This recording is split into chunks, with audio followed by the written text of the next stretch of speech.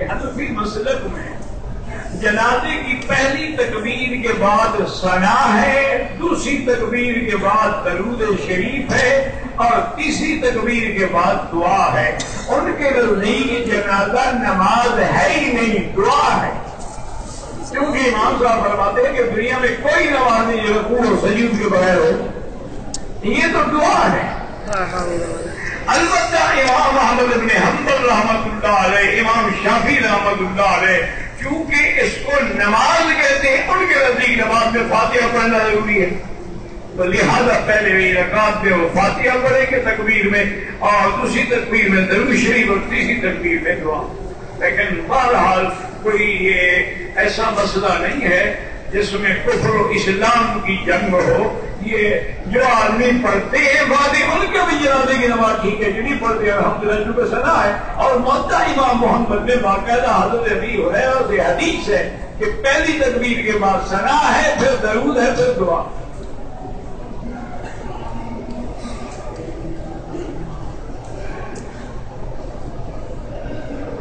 کہتے تھے کہ عورت اگر جنازہ پڑھے، میرا بھائی مسئلہ یہی ہے کہ سمجھنے کی پتہ نہیں کوشش نہیں کرتے یا میں نہیں سمجھا سکتا۔ مسئلہ یہ ہے کہ عورتوں کو گھر سے جنازہ پڑھنے کے لیے جنازہ گاہ میں آنے کی اجازت نہیں اور نہ آئے جنازہ پڑھنے۔ ایک مسئلہ یہ ہے کہ عورت پہلے حرم میں موجود ہے، مسجد میں بیٹھی ہوئی ہے، اب وہ جنازے کے لیے نہیں آئی، تو اگر اس کی نماز فرض ادا ہو جاتی ہے تو جنازہ کیوں نہیں ادا ہوگا؟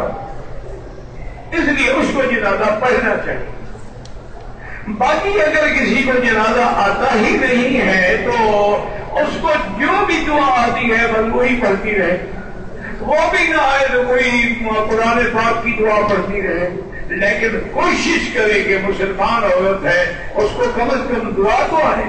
جس کو یہ بھی نہیں آتا دعائے قنوت کیا آتی ہوگی؟ اس لیے کوشش کریں اور اپنے گھر والوں کو اور بچوں کو، کیونکہ حضور نے فرمایا کلکم مسئول عن رعیتہ، یہ نہیں ہے کہ تم تہجد پڑھو اور بیوی نماز ہی نہ پڑھے، تم قیامت میں پکڑے جاؤ۔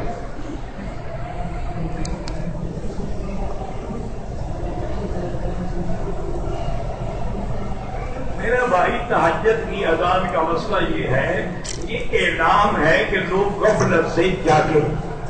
جیسے کہ حضور پاک کے زمانے میں دو مؤذن جو تھے نا وہ اذان دیتے تھے، ایک حضرت بلال اور ایک عبداللہ ابن ام مکتوم، تو ایک اذان دیتے تھے پہلے تک لوگ سحری کریں، تہجد پڑھیں نماز، اور دوسری جب اذان دیتے تھے تو اب بند کر دو کھانا پینا۔ اس لیے ان دو اذانوں کو سامنے رکھ کر علماء نے استدلال کیا ہے، لیکن احناف کے نزدیک تہجد چونکہ نفل نماز ہے، وہ کہتے ہیں اس کے لیے اذان کی یا اعلان کی یا اہتمام کی ضرورت نہیں ہے، جس نے پڑھنی ہے خود پڑھے۔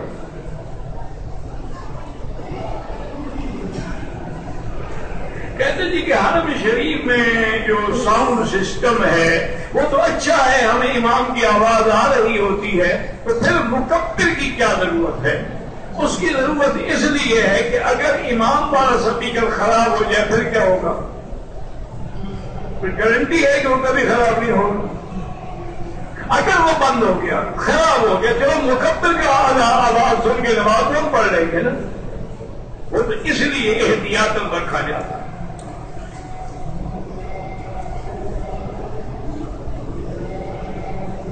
میرا بھائی ایک آدمی مدینہ منورہ سے جدہ آیا، اس کی نیت جدہ ہے، اب اس کو احرام کی ضرورت نہیں، اور جدہ میں کچھ وقت رہنے کے بعد مکے آ گیا پھر بھی ضرورت نہیں، لیکن یہ ہیلا بازی ہے، اس کو کہتے ہیں ہیلا، کہ وہ احرام سے بچنے کے لیے ہیلا کر رہا ہے۔ جیسے وہ ہمارے علاقے میں ایک میرے جیسا کوئی جاہل مولوی تھا، وہ کیا کرتا تھا جی کہ اپنے اکاؤنٹ میں جو پیسے ہوتے نا، جب 11 مہینے گزرتے تو بیوی کے اکاؤنٹ میں ڈال دیتا۔ اب وہ تو فارغ ہو گیا، پیسے جب ہے نہیں زکات کہاں سے دے؟ جب بیوی کے 11 مہینے پورے ہو گئے وہ اکاؤنٹ میں ڈال، اب اس کے بعد بھی اکاؤنٹ خالی ہے زکات، تو یہ زکات سے بچنے کے ہیلے ہیں۔ وہ تو علماء نے یہ کتابوں میں لکھا ہے کہ من نوى بستان عرفہ، اگر ایک آدمی آدمی طائف سے آتے ہوئے عرفات کی نیت کر کے آیا ہے، عرفات میں آ کے بیٹھ گیا ہے، پھر احرام نہیں باندھا تو دم سے بچ جائے گا، لیکن کوئی مجبوری ہو، کوئی وجہ ہو، تمہیں کیا مجبوری ہے؟ قوم میں مہندی لگی ہوئی ہے کہ عمرہ کرنے سے تمہیں تکلیف ہوگی، تم سیدھے مدینے سے آ جاؤ، میقات کا عمرہ اللہ نصیب کر رہا ہے۔ ایک وہ عمرہ ہے جو تم اپنے ملک سے کرتے ہو، ایک جب مدینے پاک سے کرو گے تو یہ تو وہ میقات ہے جہاں سے سرکار یہاں نے احرام باندھا ہے صلی اللہ علیہ وسلم۔ ایسے عمرے سے تم اپنے آپ کو معلوم کرو اور جدے جاؤ، جدے میں 5 گھنٹے بیٹھو، پھر وہاں سے آؤ، ٹھیک ہے، تب سے بچ جاؤ گے، لیکن عمرے سے بھی معلوم ہو جاؤ گے، مدینے پاک کے عمرے سے بھی تو رہ جاؤ گے۔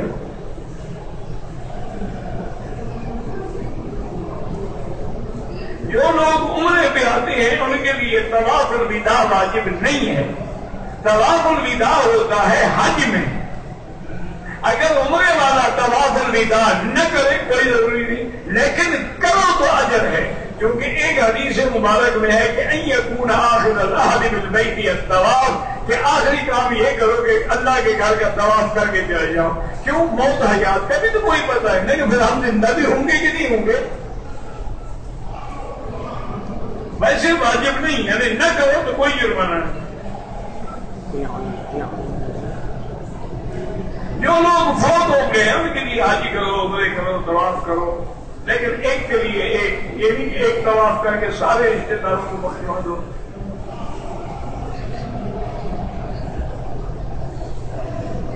کہتے ہیں ہمارے یہاں پاکستان میں کچھ لوگ چوتھے روز بھی قربانی کرتے ہیں، ٹھیک ہے، ان کے مسلک میں جائز ہوگی، لیکن احناف و ائمہ کے نزدیک 13 تک ہے۔ پاکستان میں جنازے میں فاتحہ پڑھتے ہیں تو ہم تو نہیں لڑتے، پڑھتے ہیں، ہمیں کیا ہے؟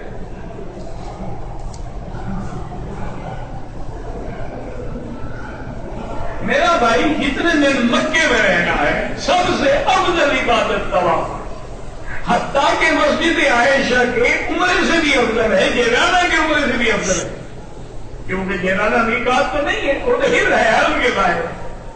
تنعیم مسجد عائشہ جو ہے حدود حرم کے باہر ہے، وہ میقات تو نہیں ہے، وہ تو اگر اہل مکہ نے احرام باندھنا ہو تو لازم ان کو حرم کے باہر جانا پڑے گا، لیکن افضل یہ ہے کہ جتنی دیر تم عمرے میں لگاؤ اتنی دیر اللہ کے گھر کا طواف کرتے رہو تو زیادہ ثواب۔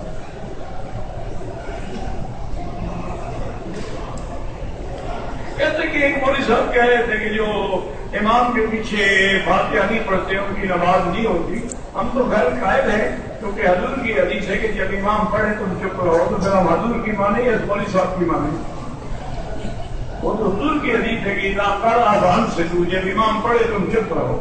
اسی طرح حضور کی حدیث ہے من کان لہ امام فقراءۃ الامام لہ قراءۃ، جس کا امام ہے اس امام کی قراءت مقتدی کی قراءت ہے۔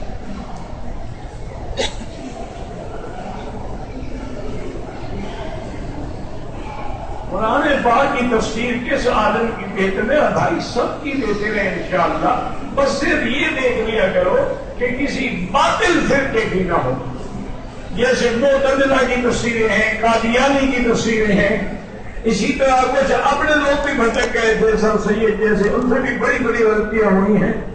تو بہرحال عام فہم تفسیر جو ہے جہاں تک میرا خیال ہے وہ معرفت القرآن۔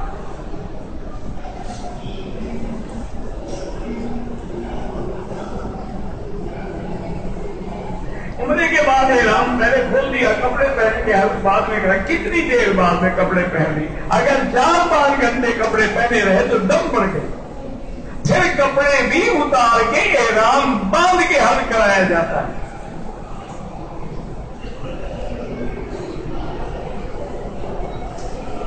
اگر ہم ہوٹل سے احرام باندھ، اللہ کے بندے چادریں احرام نہیں ہوتی، احرام ہے نیت کا نام، چادریں ہوٹل سے باندھ لو یا جنگل سے باندھ لو، جب مسجد عائشہ میں جا کے 2 رکعت پڑھ کے لبیک پڑھو گے تو اب احرام شروع ہوگا۔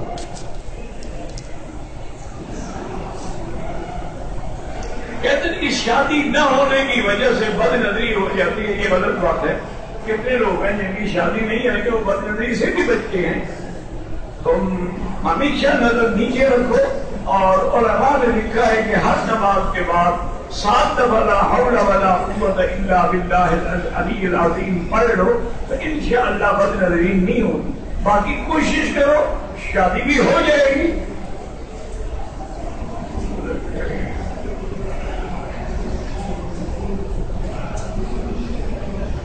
کہتے ہیں لوگ کبوتروں کے دانے میں سے اولاد کے لیے جو کے دانے تلاش کرتے رہتے. اللہ ان کو ہدایت دے. اور کیا کہتے ہیں دعا کرو اللہ ان کو ہدایت دے. دانے بھی خود لاتے ہیں وہاں کبوتروں کو خود ڈالتے ہیں. اب اس سے جو اٹھا لیتے ہیں. جس عورت کو اس کے خامن سے حمل نہیں کہہ رہا کبوتر سے حمل ہو جائے گا. انا للہ و انا الیہ راجعون. اور کیا کہتے ہیں جاہلوں کی بات ہے کوئی علاج ہے. میں نے پتہ نہیں میں دیکھ خواب میں جو کچھ آپ نے دیکھا مجھے نہیں پتا. دوسرا خواب تیسرا خواب آپ میرے خیال میں خواب کے ٹھیکیدار ہی بن گئے. روز ایک نیا خواب دیکھتے ہیں. ایک پہلے تمہارے ملک میں ایک مولوی صاحب ہے وہ بھی روز نئے خواب سناتے ہیں لوگوں کو. انا للہ و انا الیہ راجعون. اللہ اس کو بھی ہدایت دے ہمیں بھی ہے. مدینے سے واپسی بھی اعلان نہیں پاتا. عمرہ نہیں کیا پاکستان جا ٹھیک ہے عمرہ بھی لازم ہے دم بھی لازم.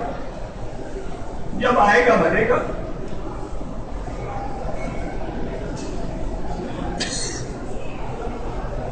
کہتے جی کہ ایک قوم پر اللہ تبارک و تعالیٰ نے پتھروں کی بارش کی تھی.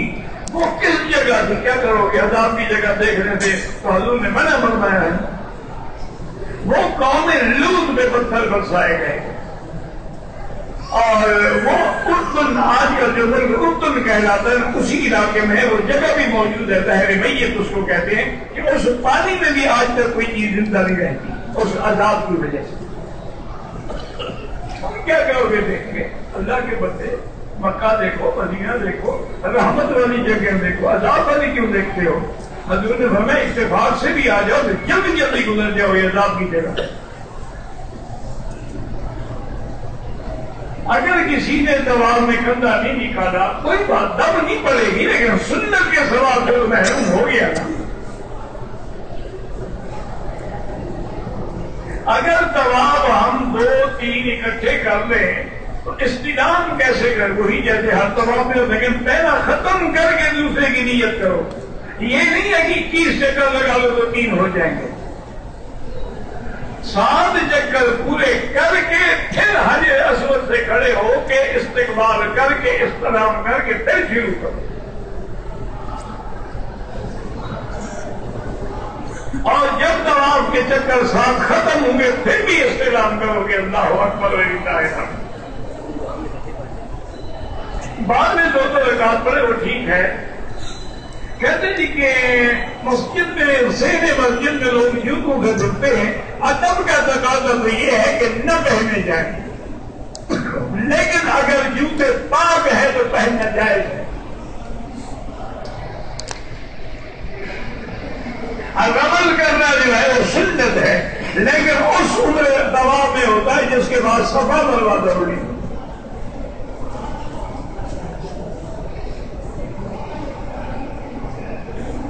ایک آدمی نے مدینہ منورہ سے احرام باندھا مکے میں آیا ہوٹل میں چلا گیا گرمی کی وجہ سے غسل کر لیا پھر عمرہ کیا کوئی حال نہیں. غسل تو منع نہیں ہے.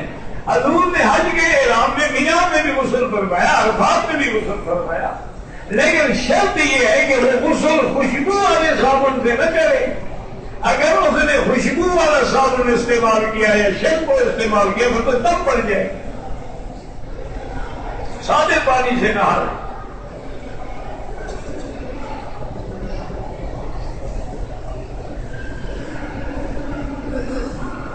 کہتے جی کہ میں لا علم تھا لا علمی کی وجہ سے سر مکمل نہیں مڈوایا 3-4 جگہ سے بال کر رہا ہے دم پڑ گئی. 1400 سال گزر گئے ابھی تک بھی آپ لا علم تھے. گھڑی کا آپ کو علم ہے پاسپورٹ کا علم ہے آئیڈینٹی کارڈ کا علم ہے آپ کو جناب یہ البیک کھانے کا علم ہے پیزا اور میکڈونلڈ کے برگر کھانے کا علم ہے. اللہ کے عمر کا حکم نہیں تھا. سر بھی مڈا ہو جائے گا دم بھی ادا کرے پھر تمہیں پکا علم ہو جائے گا انشاءاللہ.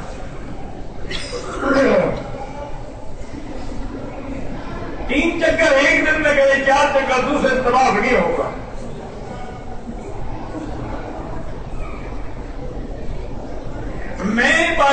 رمضان میں ایک بینک میں اکاؤنٹ اس نیت سے کھلوایا کہ تمام منافع یا سود غریبوں میں تقریباً بالکل حرام ہے، یعنی غریبوں کو بھی حرام کھلانا چاہتے ہو اور خود بھی حرام کھانا چاہتے ہو.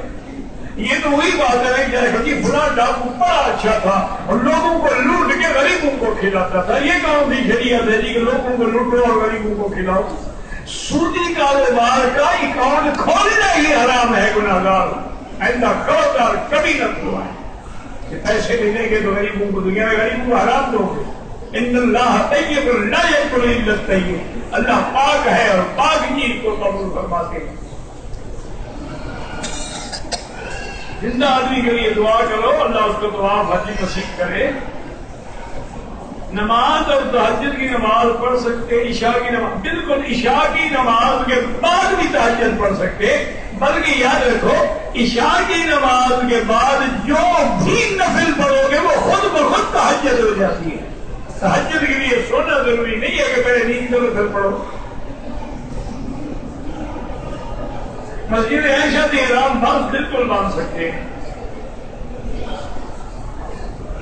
اگر لوگ حج میں آتے ہیں عمرے پہ آتے غریبوں کو پیسے دے دیں، جو سگریٹ پیتے ہیں اور سگریٹ نہ پیے غریبوں کو دے دیں، ان کو نہیں سمجھاتے ہو، عمرے کرنے والوں کو روکتے ہو.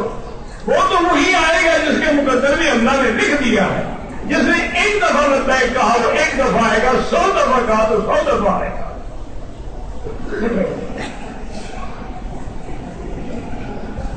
عورت کے لیے اعلان میں پردہ نہیں ہے، لیکن اسی بخاری شریف کی آپ نے دوسری حدیث بھی پڑھی. یہی تو بیماری ہے کہ بی بی عائشہ فرماتی ہیں کہ جب احرام میں مرد ہمارے قریب آ جاتے تھے ستلنا علی وجوہنا، ہم اپنے چہرے پہ کپڑا ڈال لیتے تھے، اور مرد دور ہوتے تھے تو ہم ہٹا. آج کل تو مرد دور ہوتے ہی نہیں، لہذا کپڑا لٹکا رہے.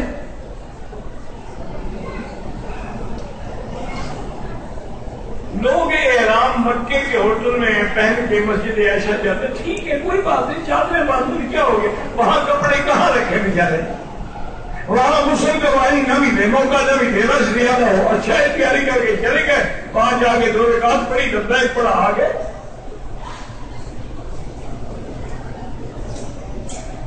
کہتے ہیں جی یہ جو تبلیغی جماعتیں چلے بالکل یہی تو حکم ہے اللہ کا نبی کو کہ بلغ ما انزل الیک من ربک، میرا مدنی جو ہم نے آپ پہ اتارا ہے پہنچاؤ.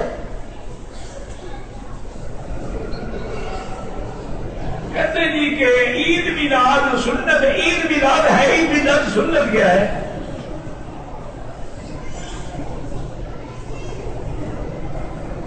امام صاحب کا ماتم بدل کیا ہے؟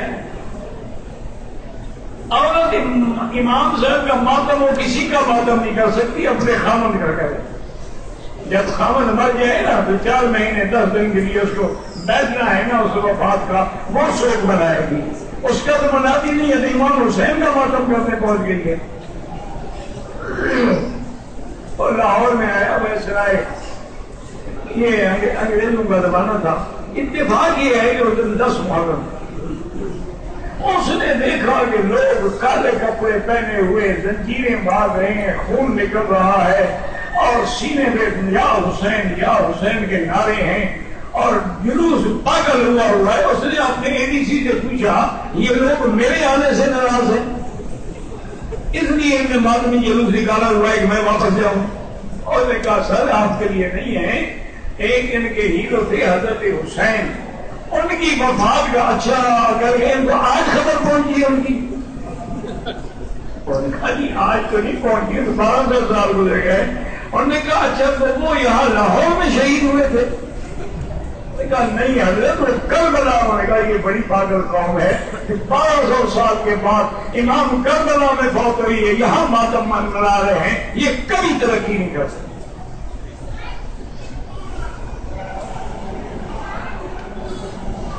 قربانی کے جانور کے ساتھ بدعت اور شرک کرنے والے کا حصہ دار بالکل ڈٹا ہے. کہتے ہیں یہ اگر عمرے کا چکر رہ گیا، ایک آدمی کے عمرے کا ایک چکر ہے، کس چیز کا چکر رہ گیا؟ طواف کا رہ گیا، صفا کا رہ گیا، میں خاطق ہوں. بہرحال وہ چکر جا کے پورا کرو، دم نہیں پڑتی. کہتے ہیں جی کہ ہمارے ملک میں یہ باتیں مشہور ہیں کہ چاند گرہن ہو تو فلاں کام نہ کرو، اور سورج گرہن ہو تو فلاں کام نہ کرو. یہ ساری قصے کہانیاں ہیں. جاہلیت میں بھی یہی عقیدہ تھا کہ سورج گرہن ہو آج کوئی بڑا آدمی مر گیا دنیا میں، یا تو چاند گر کہتے ہاں آج یہ بڑے آدمی کے گھر میں کوئی بڑا آدمی پیدا ہوا ہے. اللہ کے نبی نے فرمایا خبردار ان الشمس والقمر آیاتان من آیات اللہ یخوف اللہ بہما عبادہ. آپ نے فرمایا کہ سورج اور چاند لا یقسم الموت احد ولا لحیات احد، کسی کی مرنے پر یا کسی کے پیدا ہونے پر ان کو گرہن نہیں لگتا. یہ اللہ کی نشانیاں ہیں. اللہ اپنے بندوں کو ڈرانے کے لیے بے نور کر دیتا ہے کہ اتنے بڑے کنویں کو اگر میں بے نور کرنے پہ قادر ہوں تو تیری کیا طاقت ہے. اس لیے حکم ہے کہ نماز پڑھو، توبہ کرو، استغفار کرو، اللہ کا ذکر کرو.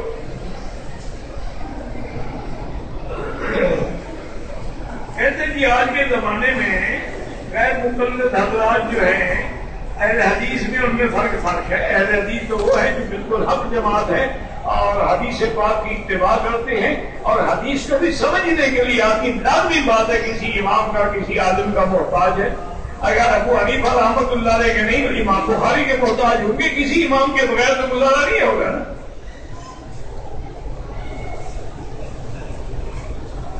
حضور پاک نے پتھر استعمال کیا ہے اپنی زندگی مبارک میں.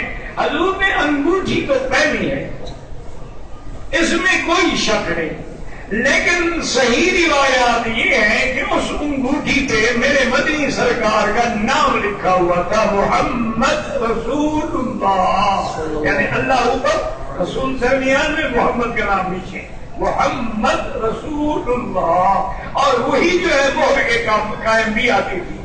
ایک حدیث میں ہے کہ حضور نے انگوٹھی پہنی تھی فِسُّهُ حَبْشِيٌّ، اس کا جو نگ تھا وہ حبش کے علاقے کا تھا. بعض علماء کہتے ہیں وہ نگ تو حبش کا نہیں تھا، مانا ہے کہ حبشی انداز میں بنی ہوئی تھی. تو بہرحال کوئی بھی پتھر پہنو وہ جائز ہے، لیکن فائدہ شائدہ کوئی دیتا پتھر.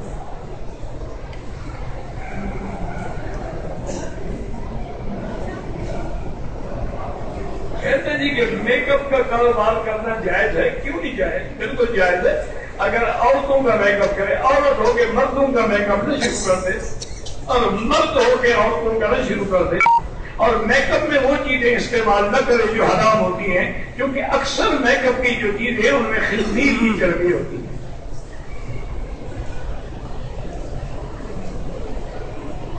جنت بڑی ہے یا جہنم بڑی ہے؟ جنت بڑی ہے. اللہ کے بندے، رحمت جو اللہ کی بڑی ہے تو جنت رحمت ہے، وہ بڑی ہوگی. کیوں تمہیں جہنم پیمائش کرنی ہے؟ پٹواری لگے ہوئے ہو وہاں. کیا عجیب آدمی ہے. اللہ کی رحمت بڑی ہے کہ نہیں؟ جب رحمت بڑی تو جنت بڑی. رحمتی وسعت کل شیء. اور اللہ نے تو مومن کو اتنی بڑی شان دی ہے، تمہیں تو اپنا پتہ ہی نہیں ہے نا کہ جب مومن بھی تو گزریں گے نا جہنم سے، دیکھنے کے لیے کہ اللہ تیرا شکر ہے کہ تم نے ہمیں اس سے بچا لیا. گزریں گے تو ضرور منکم الا واردھا، لیکن جب گزریں گے تو پتہ جہنم بھی چیخ پڑے گی، کہے گی جلد جلد یا مومن، مومن جلدی جاؤ میری آگ بن جائے گی تیری وجہ سے. مومن کی یہ شان ہے اور تم خام خواہ پڑے ہوئے جہنم بڑی ہے. اللہ نے دکھلا ہے بڑی ہے چھوٹی ہے دباؤ.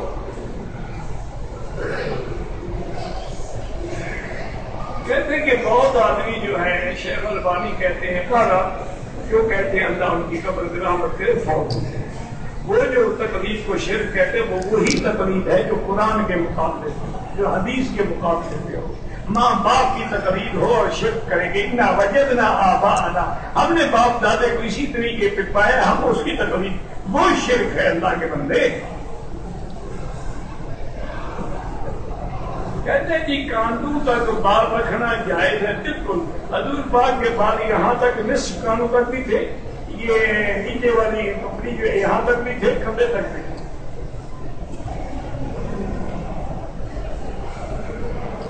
میں پابندی سے شریعت پر عمل کرتا ہوں، میری عمر 21 سال ہے، ابھی تک شادی نہیں ہوئی، وسائل کی کمی ہے، بابا نیک لوگوں کو کوئی نہیں دیتا۔ تم اگر گانے بجانے والے ہوتے، کوئی ڈائریکٹر شریکٹر ہوتے تو لائن لگی ہوتی پیچھے۔ اب بھی تم 3 دفعہ سورۃ الرحمن پڑھ کے اللہ سے مانگو، مل جائے گی بیوی۔ بیوی کے لیے دین نہ چھوڑ دینا۔ کہتے ہیں باتھ روم میں لگے ہوں تو وضو باتھ روم میں ہو جاتا ہے، ہاں جی ہو جاتا ہے، غسل ہو جاتا ہے، وضو کیوں نہیں ہوتا؟ کل ہے بلا یہ سارا عذاب تم نے مولوی مکی کو دینا ہے، مغلے پوچھ کے باتھ روم میں جب وضو کر غسل کر رہے ہو، غسل ہو گیا وضو نہیں ہوتا۔ کہتے ہیں جی اللہ ہر روز دنیا میں کتنی ایک حدیث ہے وہ ضعیف ہے کہ 120 رحمتیں اترتی ہیں، 60 طواف کرنے والوں کو ملتی ہیں، 40 نفل پڑھنے والوں کو ملتی ہیں، اور 20 صرف کعبہ دیکھنے والوں کو ملتی ہیں، لیکن حدیث ضعیف ہے۔ مجھ کو اپنے وطن سے بھی زیادہ حضور پاک کے مکے مدینے سے ہوتے ہر مسلمان کو زیادہ ہونی چاہیے۔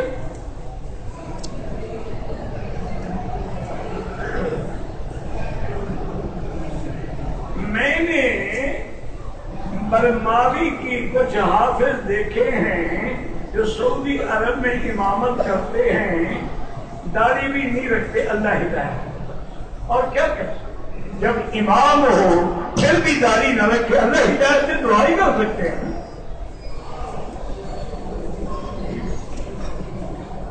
میرا شوہر میرے باپ سے زکات کھاتا ہے، کوئی بات نہیں، تمہارے شوہر کو تو تمہارا باپ جو ہے سفر زکات دے سکتا ہے، اور اگر وہ اسی زکات میں پڑ رہا ہے تو ٹھیک ہے، اس کے لیے حلال ہے باہر کا۔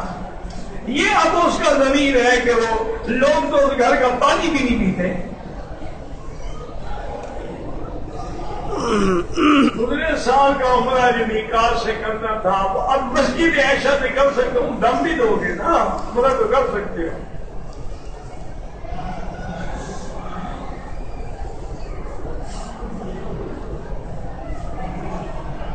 کہتے ہیں کہ حدیث میں ہے کہ آدم نے حضور کا حوالہ وسیلہ دیا، بالکل غلط ہے، کوئی حدیث نہیں۔ کسی صحیح حدیث میں دکھا دیں، اگر ہے تو ہم بھی مان لیں گے، جھگڑا کیا ہے؟ کل میں اور میری بیوی نے صفا کے دوران 6 چکر کے بعد یہ سمجھ لیا کہ 7 چکر ہو گئے، بال کٹوا لیے، کوئی بات نہیں، 1 چکر بعد میں جا کے پورا کر دو، کیونکہ جب چکر اکثر ہو جائیں تو تب نہیں پڑتی۔ احرام کھولنے سے پہلے ہوٹل میں ہاتھوں پر خوشبو والا صابن لگایا، کچھ حصے پر بھی، مگر فوراً یاد آیا تو دھو دیا، ٹھیک ہو گیا، کوئی جرمانہ نہیں۔ بعض لوگ نماز میں تکبیر ہوتی ہے تو حی علی الصلاۃ پہ کھڑے ہوتے ہیں، ٹھیک ہے، کوئی مسئلہ نہیں، یہ تو ضروری نہیں کہ تکبیر شروع ہو تو آپ کھڑے ہو جائیں، کہ آپ کس لیے کہا جاتا ہے تاکہ صفیں ٹھیک ہو جائیں۔ جب ہم بیت اللہ کے سامنے کھڑے ہوتے ہیں تو نیت حاضر کعبہ کی، جب آپ یہاں نہ ہو تو کعبہ غائب کی نیت۔ خدا کا خوف کرو بھائی،